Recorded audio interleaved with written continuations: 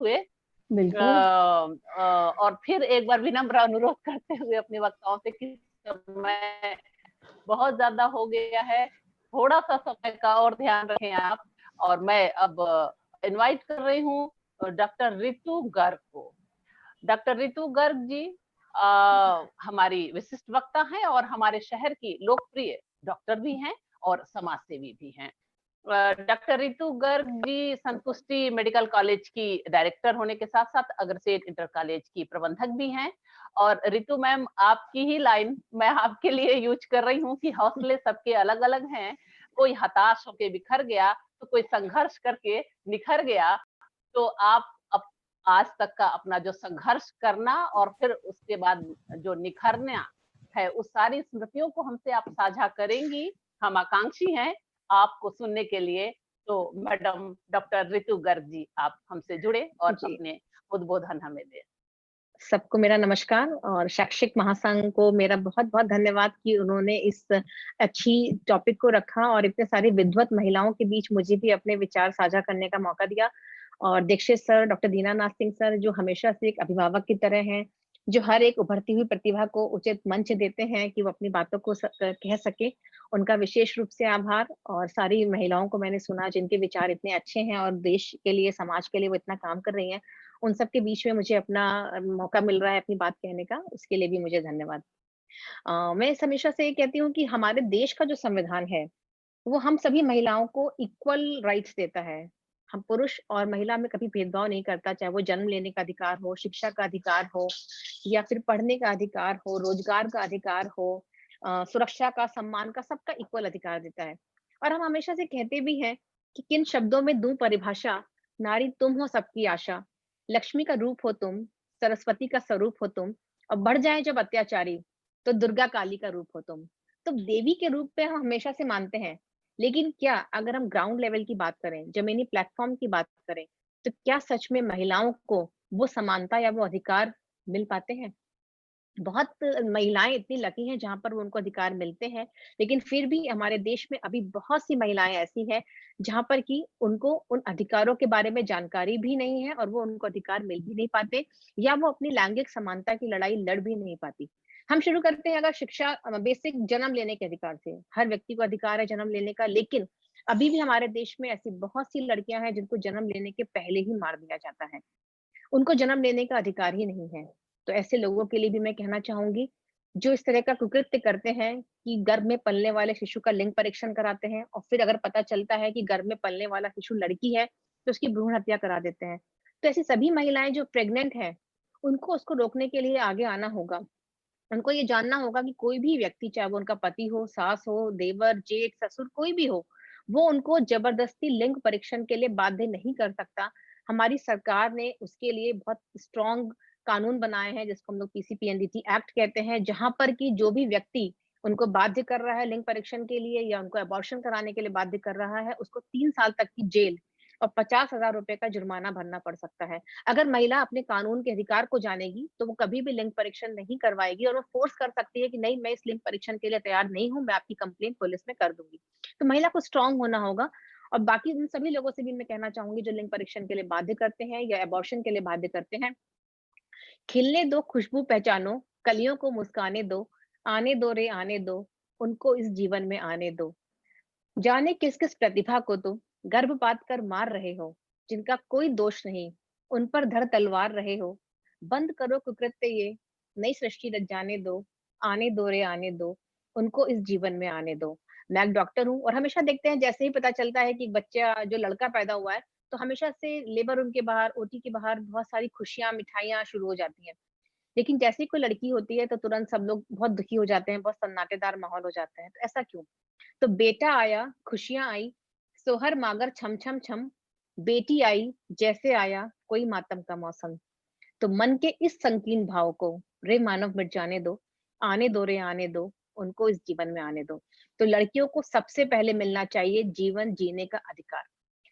चलिए मान लेते हैं जीवन जीने का अधिकार मिल गया, उसके बाद आता है राइट टू एजुकेशन। हर लड़की को 4 साल से लेके 14 साल तक की हर लड़की को शिक्षा का अनिवार्य अधिकार प्राप्त है। लेकिन कई बार गाँव देहात में लोग ऐसा करते हैं कि उन लड़कियों को पढ़ने नहीं देते। तो यहाँ भी उन लड़कियों को ये जानकारी होनी चाहिए कि उनका बेसिक राइट टू एजुकेशन है, और उनको अगर ऐसी घर से कोई दिक्कत हो रही है, तो उनको भी तुरंत कंप्लेन करनी चाहिए और अपने अधिकार से वंचित नहीं रहना चाहिए। और पेरेंट्स को भी ये समझना चाहिए कि बच्चों के लिए, गर्ल्स के लिए एजुकेशन कितनी ज़रूरी है, क्योंकि ये लड़कियाँ कल को अपने पैरों पे खड़े होके कुछ भी बन सकती हैं। मैं ये नहीं कहती कि ज़रूरी हो हर लड़की डॉक्टर, इंजीनियर, आईएएस, पीसीएस ही बने, एडवोकेट ही बने।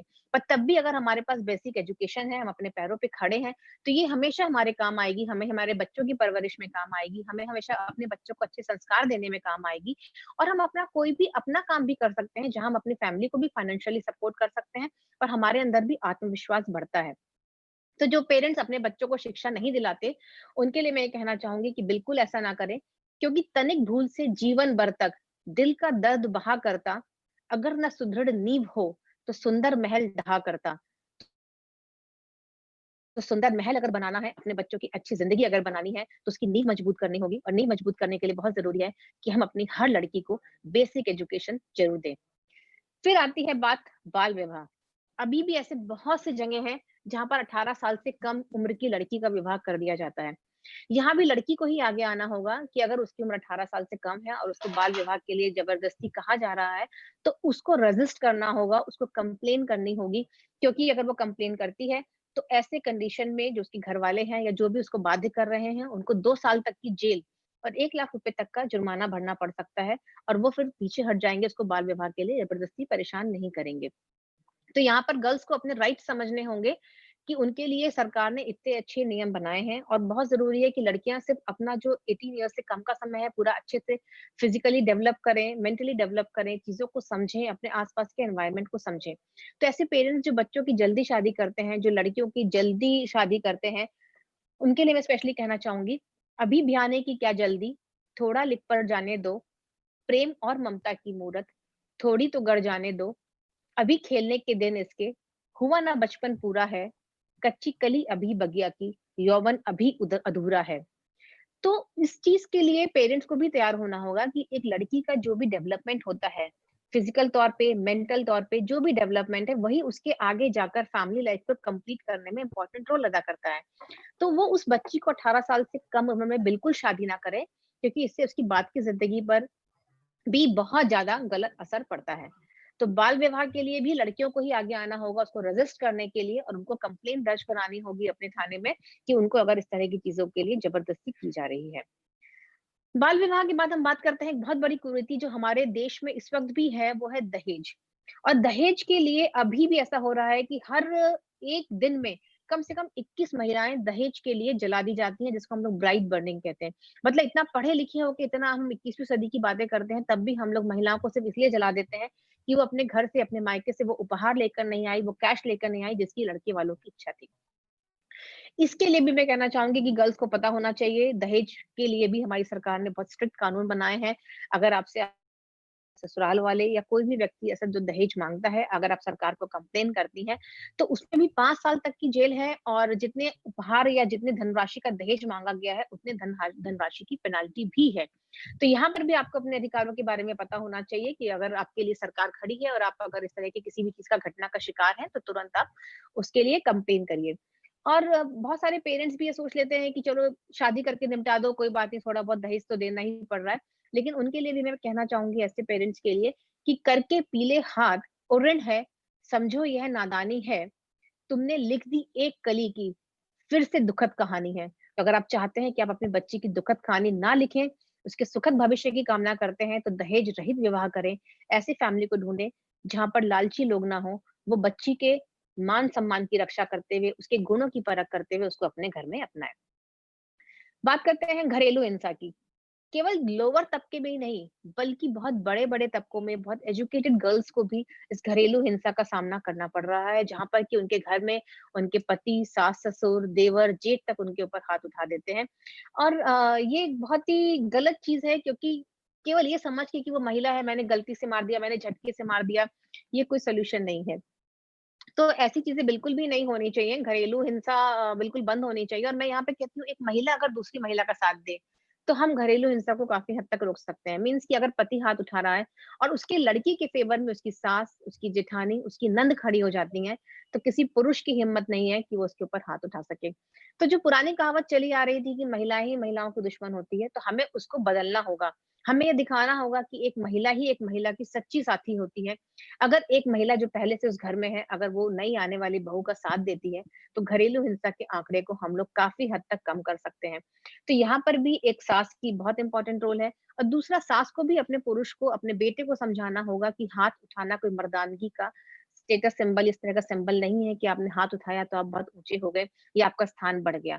तो यहाँ पर भी एक महिला की ज़िम्मेदारी है कि वो अपने होने वाली सब बहू को प्रोटेक्शन के लिए आगे आए और अपने बेटे को उचित संस्कार दे कि वो अपनी बहू पे, अपनी वाइफ पर कभी भी हाथ नहीं उठाएगा, उसको परेशान नहीं करेगा। बात करते हैं हम सेक्सुअल हरासमेंट।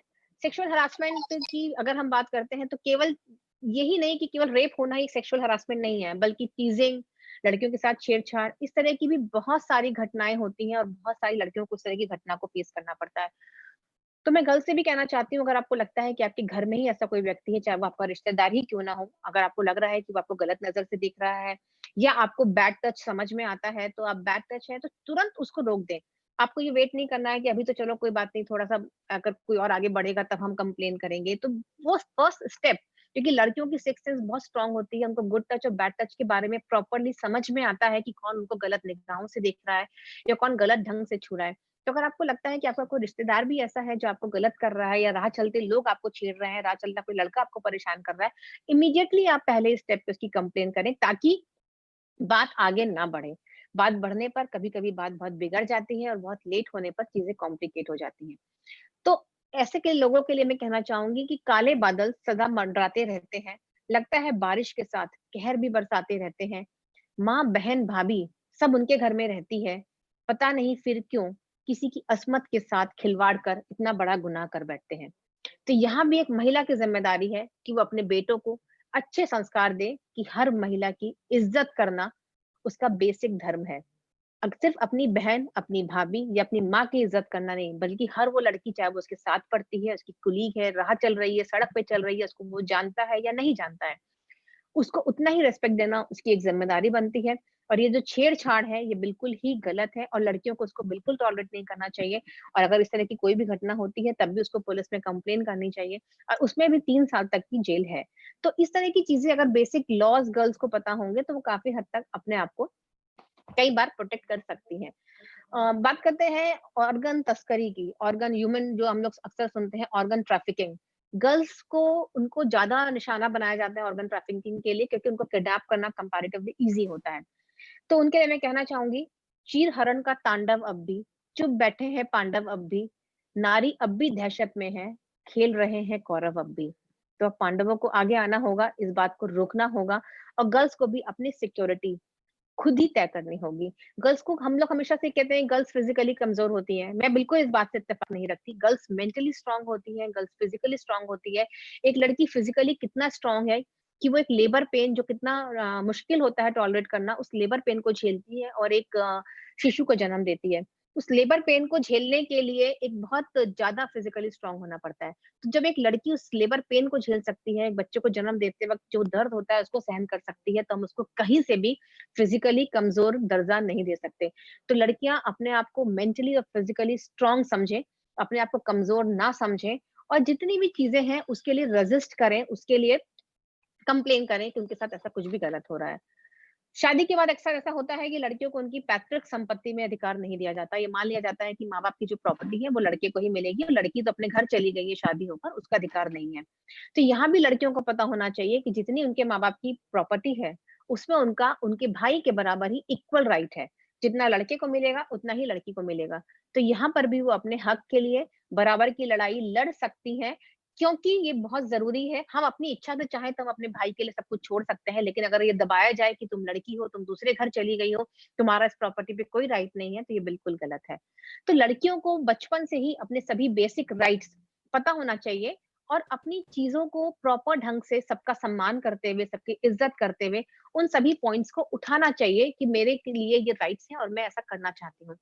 सभी लड़कियों को प्रॉपर्ली एजुकेटेड होना चाहिए ताकि वो कभी भी उनको जरूरत पड़े तो अपनी चीजों को वो चाहे तो जॉब कर सकती हैं या अपना कोई अपना घर का कारोबार शुरू कर सकती हैं, जैसी वो चाहे वैसा कर सकती हैं। उसके लिए एजुकेशन बहुत जरूरी है।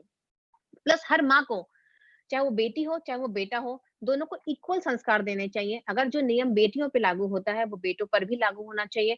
अगर लड़की रात को नहीं निकल सकती तो हमें लड़कों को भी कहना चाहिए कि रात को आप टाइम पर घर आओ। अगर लड़की के कपड़ों पे हम बंदिशें लगाते हैं तो लड़कों को भी हमें कहना चाहिए कि आप घर से बाहर जा रहे हो तो प्रॉपर्ली ड्रेसअप होकर जाओ। हमें लड़कों के दिमाग में भी शुरू से बात डालनी चाहिए कि लड़की और लड़के एक रथ के दो पहिए हैं, दोनों अगर बराबर ढंग से चलेंगे, दोनों समान होंगे, तभी एक अच्छा समाज विकसित होगा। और अगर ये बचपन से ये बात वो सीखेंगे, तभी वो अपने शादी के बाद अपनी पत्नी को उतनी ही इज्जत दे पाएँगे जितनी वो अपनी माँ को देते हैं। तो बचपन से हम महिलाओं की ज़िम्मेदारी है कि हम अपने घर में अपने पुत्रों को ये माहौल दें, ताकि वो लड़कियों की इज्जत करना सीखें। तब हमेशा से कहते हैं नारी लक्ष्मी है, तो नारी लक्ष्मी है, उसमें नहीं है शक, पर नारायण उससे मिला नहीं आज तक। तो क्या नारी बैठ के नारायण का इंतज़ार करती रहे कि नारायण आएँगे, मुझे मेरी प्रॉब्लम से निकालेंगे, मुझे पढ़ने देंगे, मुझे अच्छी शादी का मौका देंगे, मुझे अच्छा सुरक्षा देंगे? तो ऐसा नहीं है। तो हमें खुद ही दुर्गा बनना होगा, हमें खुद ही सरस्वती बनना होगा और हमें खुद ही लक्ष्मी बनना होगा। हमें दूसरों पे डिपेंडेंट नहीं रहना है। जैसे कहते हैं ना कि बाबुल का छोटा-सा अंगना, मैया के आँगन की छैया, भैया की प्यारी सी बहना, सखियों संग खेली थी गुड़िया, अब ये तेरी पहचान नहीं। चल उठ, अपनी पहचान बना। अपने पिया की तू प्रेयसी, उनके घर की तू अन्नपूर्णा, रक्त दूध और ममता से उनके वंश को संचित करना, इन गौरवमय कर्मों से अपने परिचय को महान बना। तू शकुंतला है जिसका पुत्र शेरों संग खेला करता था। तू रानी लक्ष्मीबाई झांसी की जिससे फिरंगी डरता था। अपने अंदर की शक्ति को मुक्ति का आह्वान बना। युग प्रवर्तक जीसस की तू ही माता मरियम, तू ही कल्पना चावला है, तू ही सुनीता विलियम। इन सभी में अपना प्रतिबिंब देख, इनको अपना प्रतिमान बना। फ्लोरेंस और टेरेसा की तरह सेवा करना तेरा धर्म है, पर अपने अस्तित्व की रक्षा करना भी तो तेरा धर्म है। अपने अश्रु को पोंछ डाल, अपने क्रदन को आह्वान बना। अब ना कोई भ्रूण हत्या हो, न बेटी कोई जलाई जाए, बारों में बाजारों में न बहना कोई नाचाई जाए। स्त्री जाति में तेरा जन्म स्वयं के लिए अभिमान बना। अबला नहीं, तू सबला बन, जोत से जोत मशाल जला। नारी तेरे रूप अनेक, हर रूप को एक वरदान बना। तो हर रूप को एक वरदान बनाने के लिए हमें अपने आप को सशक्त करना होगा। हमें अपने आप पे ये कॉन्फिडेंस रखना होगा कि हम हर वो काम कर सकते हैं जो एक पुरुष कर सकता है। आखिर एक महिला ही तो है जो घर की धुरी है। महिला सुबह से उठती है, अपने हस्बैंड का टिफिन बनाकर देती है, बच्चों को टिफिन बना के देती है, घर के सास-ससुर को जो दवाइयाँ हैं वो देती है, उनको खाना देती है। तो महिला अपनी सुरक्षा या अपने खाने-पीने की ज़िम्मेदारी खुद क्यों नहीं उठा सकती? अक्सर होता है महिलाएँ सबको तो टिफ़िन दिया लेकिन जो घर में खाना बचा वो खुद खा लिया। पर कभी हमने ये सोचा है कि हम स्वस्थ नहीं रहेंगे, तो क्या हम समय पर अपने घर की ज़िम्मेदारियों को पूरा कर पाएँगे? हम समय पर पौष्टिक आहार बनाकर अपने बच्चों को टिफ़िन में दे पाएँगे? या हम अपने पति को अच्छे से खाना खिला पाएँगे? तो सबसे पहले ज़रूरी है कि हम अपने स्वास्थ्य का ध्यान रखें, अपने पौष्टिक आहार का ध्यान रखें। हम पौष्टिक आहार लेंगे, हमें बचा-कुचा खाना नहीं खाना है। हमें भी वही पौष्टिक आहार लेना है जो हम अपने घर में अपने ससुराल वालों को, अपने पति को या अपने बच्चों को दे रहे हैं। हमें भी अगर हम बीमार होते हैं, तो अपनी सेहत का उतना ही ध्यान रखना है, जितना कि हम अपने घर में बाकी लोगों का ध्यान देते हैं। हमें भी दवाइयाँ समय पर लेनी है, हम भी अपनी दवाइयों पर उतना ही खर्चा कर सकते हैं, जितना कि अपने बच्चों के बीमार होने पर या अपने पति के बीमार होने पर करते हैं। तो हमें अपने आप को कमज़ोर नहीं समझना है, हमें ये मान के चलना है कि हमारे अंदर भगवान ने वो हर खूबी देकर भेजी है, जो किसी पुरुष में है। हमें पुरुष से अपनी बराबरी नहीं करनी या उनसे लड़ाई नहीं करनी। मैं हमेशा से कहती हूँ कि महिला-पुरुष दोनों एक ही रथ के दो पहिए हैं। अगर मेरे पापा ने मुझे नहीं पढ़ाया होता, उन्होंने मुझे डॉक्टर नहीं बनाया होता, तो मैं डॉक्टर नहीं बनी होती। मेरे हस्बैंड ने मुझे शादी के बाद सपोर्ट नहीं किया होता, तो मैं आज शायद उस मुकाम पर नहीं होती, जहाँ जिस मुकाम पर आज हूँ। या मेरे बच्चों ने मुझे सपोर्ट नहीं किया होता, मेरे 2 लड़के हैं, उन्होंने मुझे सपोर्ट नहीं किया होता, तो मैं समाज के लिए जो कर पा रही हूँ, शायद वो नहीं कर पाती। तो हर व्यक्ति की ज़िंदगी में पुरुषों का भी उतना ही रोल है, जितना महिलाओं का। तो कोई पुरुष भी ये नहीं कह सकता कि उसके लिए केवल पुरुषों का रोल है, उसके जीवन में महिला का रोल नहीं है, या कोई महिला ये नहीं कह सकती कि उसके जीवन में केवल महिला का रोल है, पुरुषों का रोल नहीं है। तो हमें महिला और पुरुष की लड़ाई नहीं लड़नी है। हमें एक-दूसरे को कॉन्फिडेंस में लेकर, एक-दूसरे के साथ मिलकर चलना है। जब हम एक-दूसरे के साथ मिलकर चलेंगे, तो हम अच्छे से जीवन जी सकेंगे। और अगर हम अपने घर की बड़ी महिलाओं को लाइक अपनी सास को, अपनी जेठानी को, इन सबको भी साथ लेके चलेंगे, उनकी बातें सुनेंगे, उनका सम्मान करेंगे, तो कोई लड़ाई भी नहीं होगी और हम लोग मिलकर सब एक और एक 11 बढ़कर आगे की तरफ अपने जीवन को बिताएँगे। तो बस मैं सबसे यही कहना चाहूँगी कि हम सभी लोगों को एक-दूसरे पे विश्वास रखना है और ऐसी महिलाएँ जो भाग्यशाली हैं, जो एस्टेब्लिश्ड हैं, जो फील्ड में अच्छा कर रही हैं, उनको अपने से कम भाग्यशाली महिलाओं को भी सपोर्ट करना है। जहाँ ज़रूरत हो, उनको उचित प्लेटफ़ॉर्म उपलब्ध कराना है और हर महिला को जो उसकी योग्यता है, जो उसके अंदर हुनर है, उसके हिसाब से एक योग्य प्लेटफ़ॉर्म उपलब्ध कराना हम सबकी ज़िम्मेदारी है। चाहे वो महिला हो, चाहे वो पुरुष हो, सबको उनकी योग्यता के अनुरूप एक उचित प्लेटफ़ॉर्म मिलना चाहिए। और महिला को अगर आगे बढ़ना है, क्योंकि महिलाओं ने दिखा दिया है कि चौखट से लेकर सरहद तक, हर जगह महिलाओं ने सशक्त उपस्थिति दर्ज कराई है। तो ऐसी सशक्त उपस्थिति को अगर हमें आगे तक लेकर जाना है, तो हमें अपने आप पर कॉन्फिडेंस रखना होगा और ये मानना होगा कि हम हर वो काम कर सकते हैं, चाहे वो शारीरिक परिश्रम ही क्यों ना हो, चाहे वो मानसिक रूप से अपने आप को मजबूत करना हो, जो पुरुष कर सकता है, तो समाज को एक उन्नत दिशा देने में हम सब लोग अपना योगदान दे पाएँगे। और आप सभी ने इस सेमिनार में मुझे बुलाया, इस वेबिनार में मुझे अपने विचार व्यक्त करने का मौका दिया, इतने सारी अच्छे-अच्छे प्रोफ़ेसर्स को सुनने का मौका मिला, उसके लिए बहुत धन्यवाद। और चूँकि 20 मिनट का समय मिला था, तो मुझे लगता है मैं 20 मिनट में अपनी बातें ख़त्म करती हूँ और बस सबसे अंत में यही कहना चाहूँगी, चीर कर अंधेरा अब उजालों में कदम बढ़ाना है, रोती आँखों के आँसुओं को भी अब मुस्कुराना है, कर रात को विदा, नया सवेरा, नारी सशक्तिकरण का लेकर आना है। तो दोस्तों हम और आप, महिला, पुरुष और सारी महिलाएँ मिलकर एक-दूसरे का साथ देते हुए इस कड़ी को आगे बढ़ाते हुए नारी सशक्तिकरण की एक नई मिसाल लेकर आएँगी। इसी उम्मीद के साथ, इन्हीं अपेक्षाओं के साथ एक बार फिर से सबको नमस्कार और सबको धन्यवाद। बहुत-बहुत धन्यवाद एक वंडरफुल लेक्चर के लिए डॉक्टर रितु गर्ग जी। और आपने जिस तरह से एक डॉक्टर होते हुए भी काव्यात्मक तरीके से अपना संदेश दिया, वो तो बहुत ही ज़्यादा इफ़ेक्टिव रहा। और आपने चाहे जितनी भी समस्याएँ हैं, वो सबको एक-एक करके समझाया और ये लास्ट में ये बात कहा कि महिला या पुरुष ये दोनों रथ के 2 पहिए एक-दूसरे के पूरक हैं और सहयोग करना होगा तभी हमारा समाज सशक्त होगा। तो निश्चित रूप से आपका आपने बहुत ही अच्छा उद्बोधन दिया और वो कहा कि हम कह सकते हैं कि चाह रही हैं नारियां बस अपना अधिकार, नहीं चाहिए जिंदगी उनको आज उधार। तो इसके लिए आपका बहुत बहुत आभार डॉक्टर रितु गर्ग जी, बहुत इफेक्टिव जी। आपका लेक्चर था। धन्यवाद। अब मैं